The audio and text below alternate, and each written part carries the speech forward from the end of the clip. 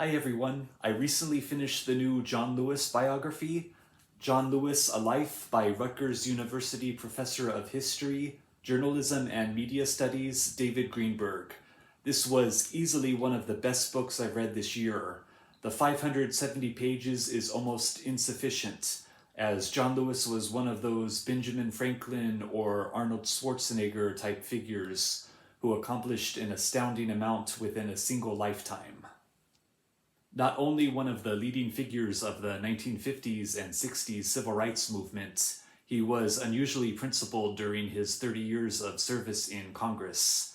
Above all that, he seemed like a truly beautiful person across his entire life, a genuinely sincere Christian who protected other marginalized groups besides African Americans.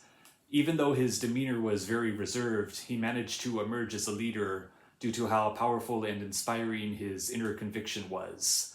Born in 1940 and growing up with segregation, learning of the Emmett Till murder, and witnessing the beginning of the civil rights movement with Rosa Parks and Martin Luther King Jr., he found himself drawn to it and was a major participant in the early sit-in protests and freedom rides against segregation.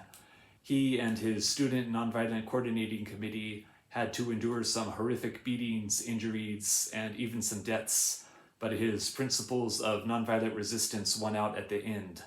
The culminating event was the Bloody Sunday March that he regularly commemorated until his last months of life. That's only the beginning of his story. He made a powerful speech during the 1963 March on Washington, where MLK Jr. gave his I Have a Dream speech, participated in the Freedom Democrats delegation during the 1964 Democratic National Convention, held prominent titles in various community organizations, and was appointed by President Carter to run various programs in the 1970s. He served as a city councilman in Atlanta, Georgia in the 80s, and in what was probably the most exciting and entertaining chapter of the book, he ran against his civil rights ally Julian Bond for Congress. In the 1990s, he wasn't afraid to oppose the SCOTUS appointment of Clarence Thomas or challenge Speaker of the House Newt Gingrich. In 2016, he even staged a congressional sit-in to protest gun violence. The majority of the book was enthralling and easy to read, although it's easy to lose track of all the alliances and rivalries between civil rights groups and their leadership. I encountered the same problem when reading Bearing the Cross, another excellent book. Starting with the 2016 elections, the author of the book suddenly switches from a fairly standard biography of a prominent politician to airing out his own grievances against both the Republicans and Democrats. The change of tone was abrupt, and I didn't agree with all of his statements, which distracted from the story of John Lewis himself.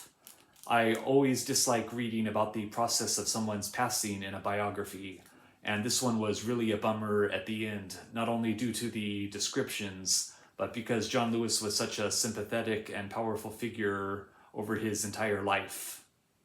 Overall, this book was both amazingly engaging, inspirational, and informative. I'm currently borrowing it from the library, but definitely intend to buy my own copy to read again. If you'd like to stick around a little while longer, I have some notes of the 5 most interesting points I encountered in the book. Number 1, James Lawson. John Lewis learned of nonviolent resistance from James Lawson, a 29-year-old student who taught based on religious interpretations of justice and past examples such as Jews resisting the Nazis and Gandhi fighting for Indian independence.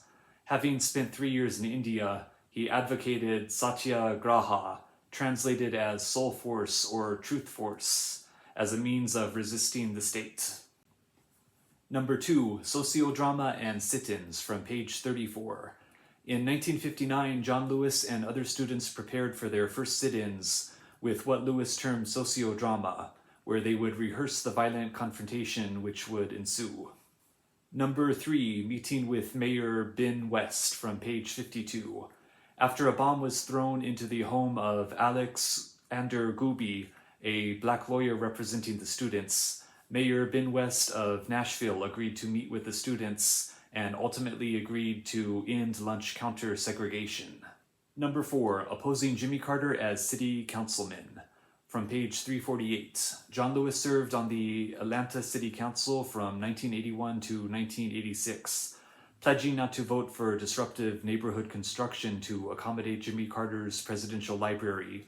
He maintained his promise for years, defying the wishes of Jimmy Carter himself, who previously appointed him during his own presidency.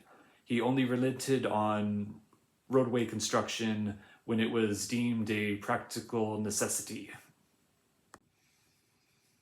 And number 5, the South Africa elections, from page 410 through 414. Traveling to post-apartheid South Africa in 1994, Lewis met with presidential candidates Nelson Mandela and Mangosuthu Buthelezi, who was threatening to boycott the elections, inciting political violence. Lewis helped convince Buthelezi to participate in the election. All right, that's all for this book. I hope you enjoyed. Definitely check it out, and I'll see you soon with the next video.